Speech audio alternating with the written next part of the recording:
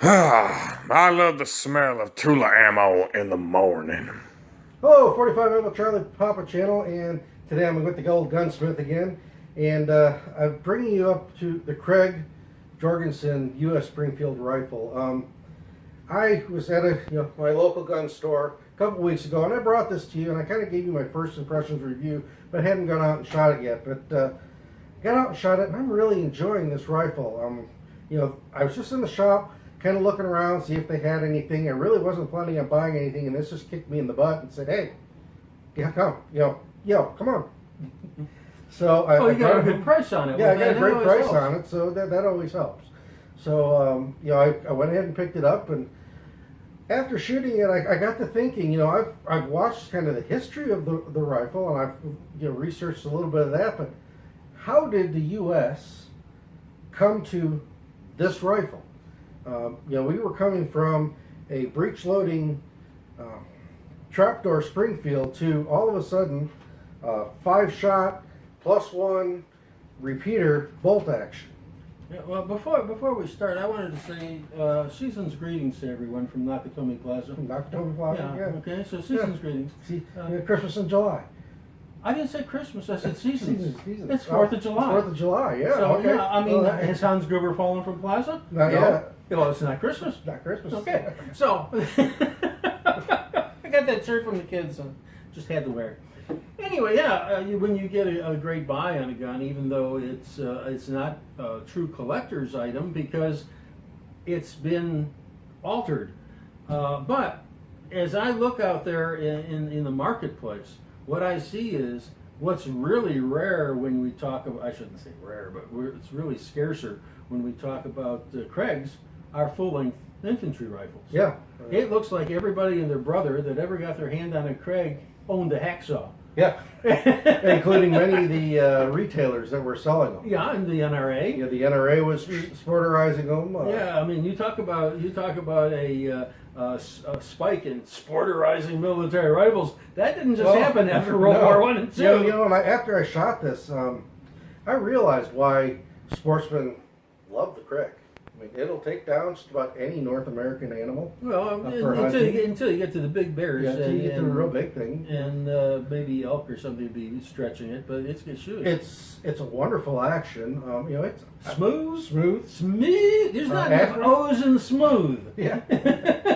I mean, it would rival any commercial hunting rifle out there, and these were like $150 on the surplus market. Heavy duty stuff.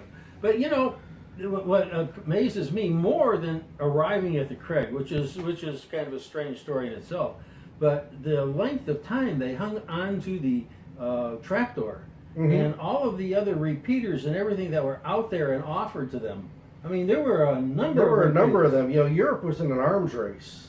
They were developing repeating rifles and bolt action rifles about every year or two. I mean, somebody come up with some innovation, and oh my God, exactly. When somebody came up with something that was new and different and gave them an edge in combat, if the French did it, the Germans had to catch up. Yeah.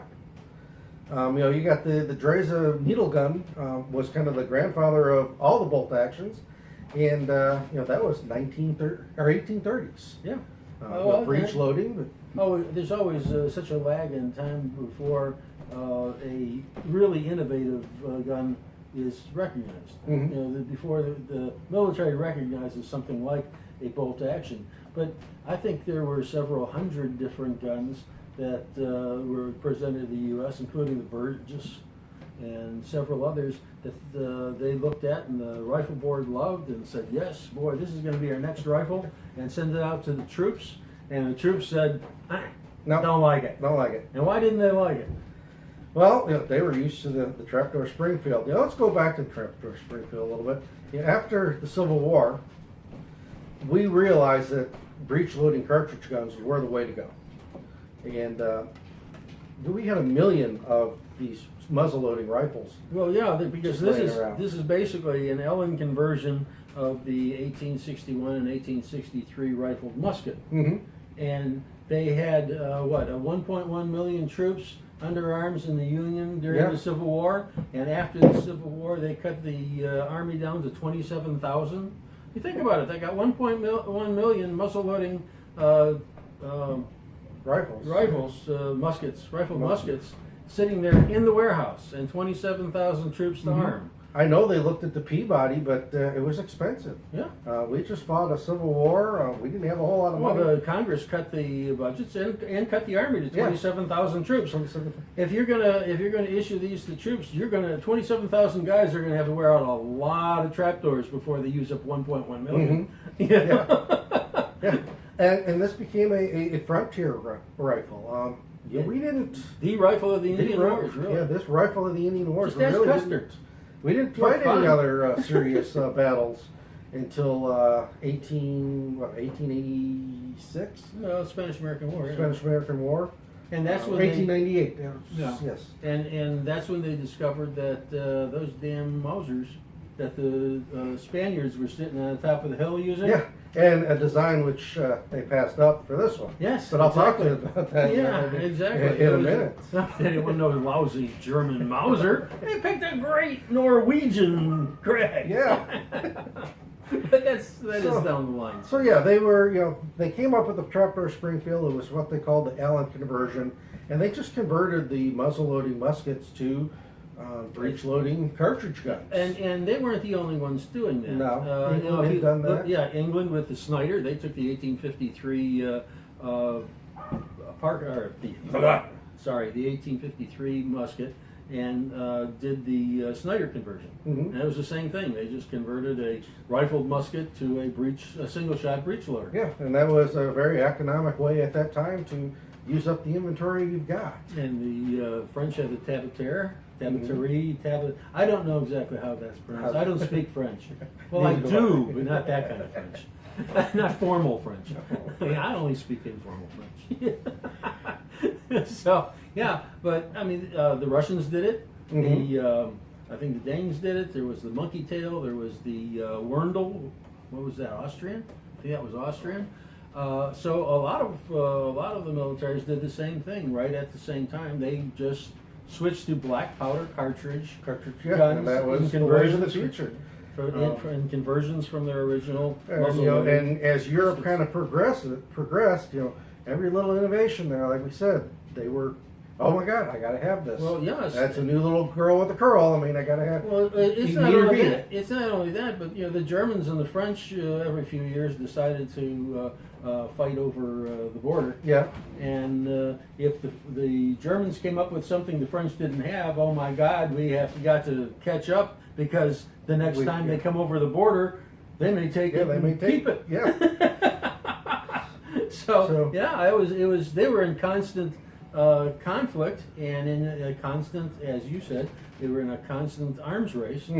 And every little advantage, they jumped all over. And all these, bolt actions at the time were black powder. Yeah. Even the repeaters that they were using in Europe were all black powder. Well, for example, of this technology changing, if you remember, the Germans had the 71, which was a single shot bolt action 11 millimeter Mauser, and the 7184 in 1884, they went and converted them and put a magazine tube under them. Yeah. So they had a repeater, but they did the same thing. They took the 71 and they converted it. Yeah. They didn't come out with a new gun. They just converted it to be. The U.S. was looking and knew about bolt actions. They were looking at them, but it took them almost 30 years to come up with one here. I mean, they looked at hundreds. But the troop trials, the troops never approved. Yeah. It always got, they always picked one or two out of all these trials that they were having that excelled in their, controlled tests. And all the officers said, "Man, that's the gun. That Peabody. Yeah. We want that Peabody. Or we want that Burgess." Yeah. And they send them out to the troops, and the troops would come back. No, too fragile, too hard to. They break too easy. Too hard to fix. The one I loved was the comparison of. They could, because they've been so familiar with it, they could shoot 5 rounds through the trapdoor faster than they could single load and shoot 5 rounds through the Kraig. That wasn't the point. Yeah. The point wasn't how fast can you single shoot the Kraig. The point was you got a magazine full of 5 rounds that you Yeah, can get off but a you whole can- bunch faster. Mhm. But they But never tested that. They had that mentality that one shot, one kill. All of their experience with battles all had to do with fighting the Indians. And if they could hold the Indians Yeah. off at 400 yards, they didn't need anything but a single they shot. got to have marksmen. They would keep them off at 400 yards. They did not want the Indians in close. They were pretty. The problem is that when the Indians got close, they didn't have an answer. Yeah. I mean, that's You Custer. got, He'll tell you. yeah. You got off one shot and you're fumbling trying to get, you're done. They were out there with, some of them had lever actions and repeating rifles that they picked up out on the frontier. It's not that the stuff wasn't out there. A lot of the Indians were better equipped than our own troops. Well, at that point, if you want to talk about Little Bighorn, yeah, absolutely, because our own troops were sitting there with trapdoors, and they were so outnumbered anyway that I don't know that a repeater would necessarily have helped them, but it would have been better. I like the armor's response was, they were using that copper case instead of the new brass case, so they were jamming, and that's why our guys got over. No, it wasn't, but that was the kind of the Close enough, huh? Close enough. But they kept sending bolt actions down out to the lines. Hey, try this, and it always came back. No, I can use the trapdoor better. I can load 5 singly into the trapdoor faster than I can load 5 singly into your repeater. Into your repeater. They were fragile. I know some of them had tubular magazines coming up through the stock, so they were complaining that they were fragile there, or they were afraid of chain fire. I remember him. Yeah. They were afraid of chain fire in the stock. It happened on chain games a lot. Yeah. Okay. But what really turned everything around and really got the United States into, we've got to have a repeating bolt action rifle, is when the French came out with smokeless powder. Yes. There was they tried reducing the bore, and they could not get the trapdoor to handle the pressure. Yeah, they tried everything with the trapdoor to get it to handle a smokeless cartridge. It just wasn't happening. Gonna happen. So they had to come up into more modern times. We got dragged kicking and screaming and fighting and holding on to the trees that we didn't want to repeater. While those trials were in those trials, everybody had to load single shot before they did anything else. And with all the other trials that happened, everybody could load the trapdoor faster than they can load anything else single shot. They'd been using the trapdoor from the time that they had been enlisted. They knew the trapdoor. They had muscle memory with the trapdoor. They knew how to manipulate the cartridges, get it in, and then they were handed a new rifle and say, let's compare. Yeah. If they used new troops that hadn't been trained in either, we might have gotten a result that we could say, okay, there's some, There's something. But let's go to the film real quick. I took this out to the range. I got some shots off with both the trapdoor and with the Krag Jorgensen, and I single loaded. And then when I got to charge the hill, I went ahead and rattled off the rest of the shots in the magazine. Yeah, because if you're not familiar with the Krag Jorgensen, it has a cutoff to where you can put 5 cartridges in it, hold them in reserve, and use it as a single shot. Right now, we don't think that makes much sense. At the time, what the military was afraid of is people were going to burn up ammunition, and they weren't going to be able to supply enough ammunition to the line with a repeater. So they had to put the cutoff switch so that the troops could just use it as a single shot for that long range hold off them engines. And that was another thing, out in the prairie where they were fighting the Indians, they were reloading for this.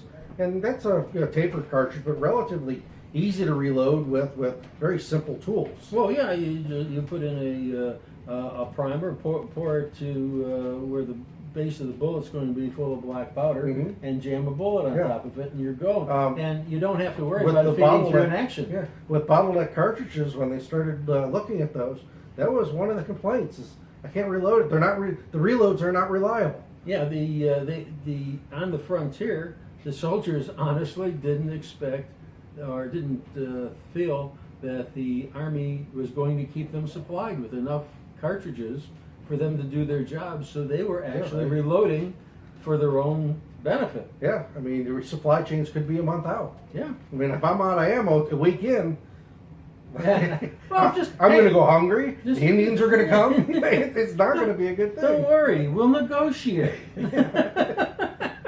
We'll send Obama out to apologize to the Indians for all of the horrible things we've done to them. There you go.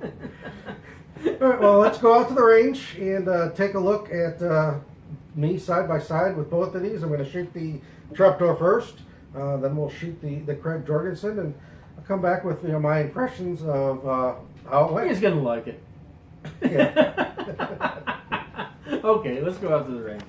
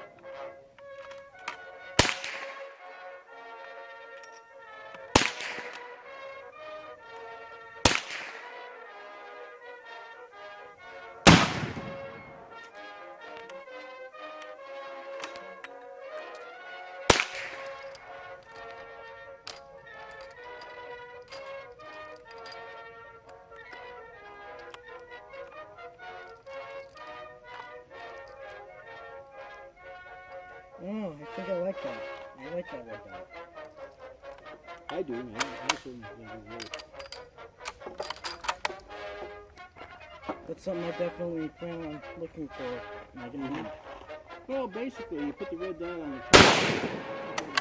That's where it's going to go. I just like that one. That one's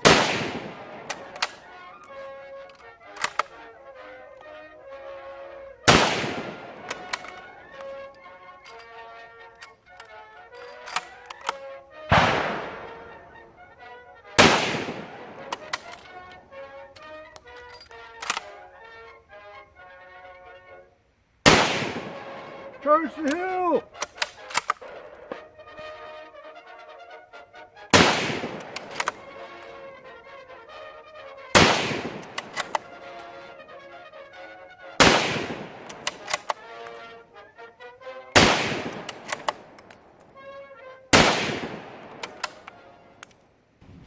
Oh, was that an enjoyable range trip? Well, every range trip is enjoyable. Yes, it's hard to have an unenjoyable range trip. It was a little warm out there. I mean, this thing was sweating. Watching the oil come out. We're drawing oil out of the slot. Yeah, drawing oil out of stock. But this is a sweet shooting gun. I did enjoy shooting it.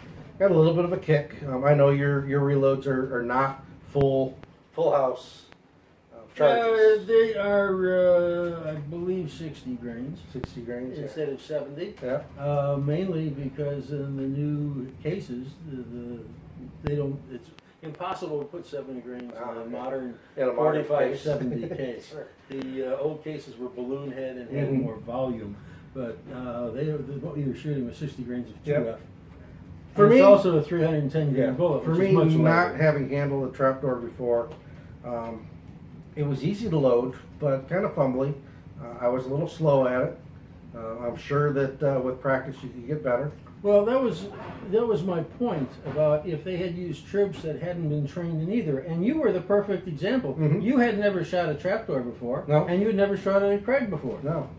So there you were with 5 each single shooting or single loading, and which one was faster for you? For me, the Kraig was faster. Yeah, see, but for the troops, it was always the trapdoor is faster. It was much smoother. I just had to make sure that the round was in there, and the bolt would slam it home with the trapdoor. And you got to make sure it's chambered pretty much in the chamber so you can close the trapdoor. It depends on how hard you push. Yeah.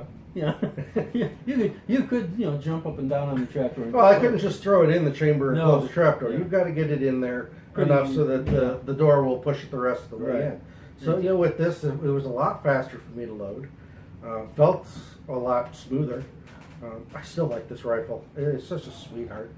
The Kraig is just a beautiful rifle. There was a lot of consternation among older troops when they went to the 1903 from the Kraig, because the 1903 wasn't as smooth. It had such a rough bolt action.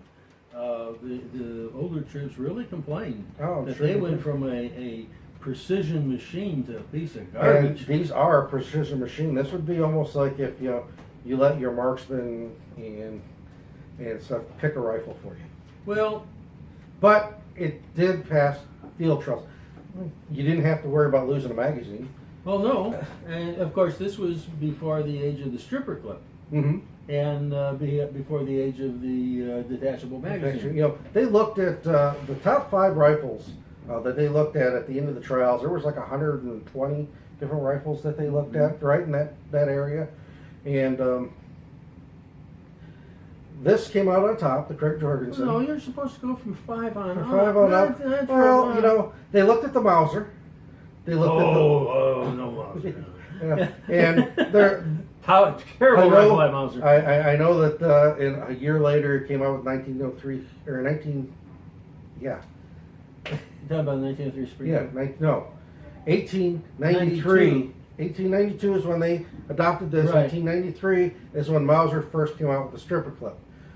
That again changed everything. Which changed everything again over in Europe. But we were, just fighting Indians over here.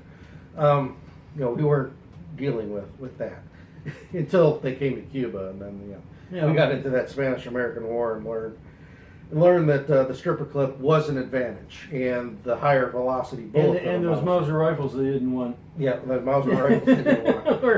we're kicking our ass. They looked at the Lees, and he went on for the Lee Enfield. And basically we could have had the British Lee Enfield. Yeah. James Paris Lee invented that rifle, put it into that, and it was rejected. Yeah. And he went to England, and the English looked at it and went, "That's a damn good rifle," and they were right. Yeah. Yeah. They looked at the Schmidt-Rubin, and they looked at the Mannlichers. Yeah. And now, when they adopted this in 1892, there was a huge uproar with the domestic manufacturer. How could you pick a Norwegian rifle? How could you pick a European design over homegrown American rifle? Well, like I said, Europe was in a arms race. Yeah, and it just makes sense that we'd end up with something European. Yeah, and Winchester said, "Hey, we made the gun that won the West." Mm-hmm. And they answered back, "Yeah, and the West has won. Now we got to win the East again." We got to be in competition with the Europeans instead of the Indians. Yeah, so it was quite a time. Now, the Krag Jorgensen gets a lot of blame in the Spanish-American War. It's just not being competent enough for that conflict. Powerful enough, long enough range. Didn't have long enough range, and we lost a lot of troops. But a lot of those troops weren't carrying Krag Jorgensens. Right. We have to remember that. This is the rifle that was for the Army, but we had a lot of volunteer troops there, and they were all the Rough Riders were shooting trapdoors. They're shooting Trapdoor Springfield. Yeah. Of course they were getting slaughtered. Take a Trapdoor Springfield against a Mauser. Well, no thanks. You've got an entrenched Spaniard up on the top of the hill, and you got a guy with his Trapdoor Springfield that every time he shoots, shows him exactly where he's at. Shows up a white cloud of smoke right there. Yeah. Volley fire right there. And every Cuban goes, "I think I'm going to shoot at that bush." So, the Kraig took, I think, a little bit more than it deserved. It did well in the It did well in that Philippines. war in the Philippines. It gave a good account of itself where it was. We were at somewhat of a disadvantage for flat trajectory. Yeah. But they did try to up the trajectory on the load on these, but the 3040 Kraig, where it sits, is about the max that the rifle will hold. It's got that single lug up front. Well, and quite frankly, if you think about it, before the age of the stripper clip, the idea of having loose ammunition, which is what they were using in the Trapdoor anyway, But having loose ammunition and simply opening that gate and throwing a handful in and closing it, that's even. I think that's actually faster than a stripper clip. Well, yeah. That is a wonderful. For a military arm, that is a wonderful way to be able to reload. The other nice thing is that you can reload that and still have one in the chamber. So if you're out on the frontier and that Indian does get close, you still got a bullet in there. Well, yeah, and there's the whole idea of something that I was going to say that I have now forgotten, but it was really a fine point. But being able, well, I know what it was. It was being able to top it off. Okay, you're in the middle of a thing, all of a sudden you got a few moments, you still got 3 rounds in there. You can pop that open, throw the other 2 in, close it, and you got a full rifle again. Yeah. With a stripper clip, what are you going to do? Go. Yeah, you're single loading after you've ejected one out. Right. So there was a lot of things. There were some advantages and some positives to this rifle. Yeah, no, again, it improve out over time. Yeah, after the stripper clip came out, I can see why the stripper clip would be a better thing, because you didn't have loose cartridges laying around. You just grabbed the whole clip in a bandolier, ran it in. Yeah. So but for the time it was developed, you have to look at the time period and what was known and not known. Yeah. So it was I think a very successful design, and again, from a standpoint of a hunter or somebody after the war, everybody loved this rifle because it is a sweetheart to shoot. It does not kick hard. It was inexpensive. Yeah, you want a deer rifle that's cheap to shoot and doesn't beat you up. Back in the 20s and 30s, this was it. Yeah, and that's why you can't find. That's why you can't infantry find rifle. Infantry rifle, because they were taking these and making them their own. That was the first thing you did if you got a Krag rifle was make a carbine out of it, and or buy it as a carbine. That's the reason you see a lot of things like this. Whoever had this rifle, generally making the carbine, would leave a nose on it. Somebody here he probably stole it and did a barracks bag cut on it. Yeah. Cut the barrel and then never bothered to put a nose on it again. Yeah. It's a typical barracks bag cut to steal that rifle and get it home. Yeah. And I've got a carbine stock here, and if you were to try to put this on a standard rifle, if you look at where that barrel band is up front, that barrel band be right up against the. No, actually, the barrel band goes about maybe a quarter inch back into the sight. Into the sight. So the carbines, the sights were actually set a little further back so they can get that foregrip on. Yeah, you can tell this was not originally a carbine. This was originally a rifle. The same with the other one we had here. This is another one that was originally a rifle. This one's mine. That one's his. But if you lay it down, you have the same problem. This one's got the windage adjustable sight, and this barrel band would cut into that. If you want to cut the sight, the adjustment off the sight, you could do it, but at the same time, you'd have to cut your hand guard. So a real carbine is hard to find and very expensive, but a rifle that's been converted to carbine, that's basically what you see out there at reasonable prices. Yeah.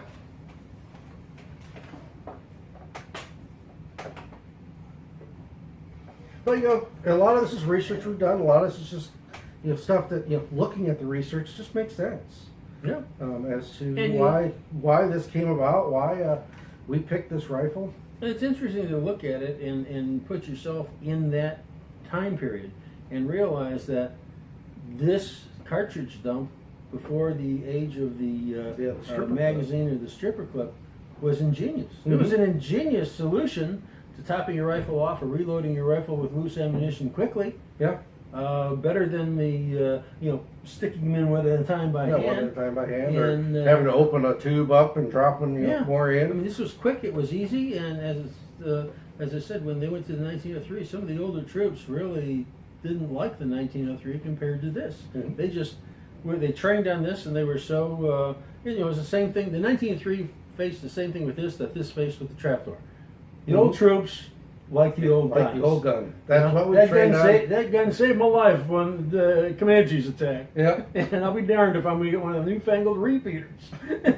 That's going to fail on me the very minute that guy comes over the hill with his lance. Mhm. You know, I mean, it's human nature. I might, cycle seven time, and I don't know it's 7, and click. Yeah. Yeah, Now with the large trapdoor. With the trapdoor. Yeah, I know I loaded it because I threw a cartridge in there. Yeah, and I know when I pull the trigger, it needs to be reloaded.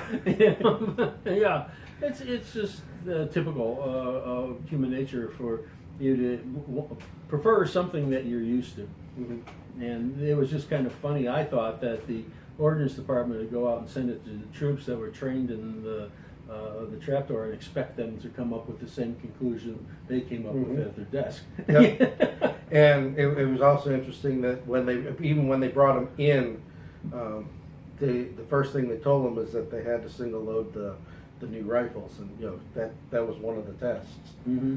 And it was just interesting that they gave the trapdoor every advantage they could. And so, okay, it's the champion. It's got to beat the champion. And it's never going to be the champion until the day that the French invented smokeless powder. Yeah. And it became. And no matter how hard they tried, they could not make the trapdoor take those pressures. No. So in the end, it was the Krag Jorgensen by default. Yes. We tried. We tried. Yep. Now that's 45 Alpha Charlie Papa Channel, and thanks for watching. And the old gunsmith, thank you very much. It's been fun. And we're out. Thanks for watching. Please subscribe.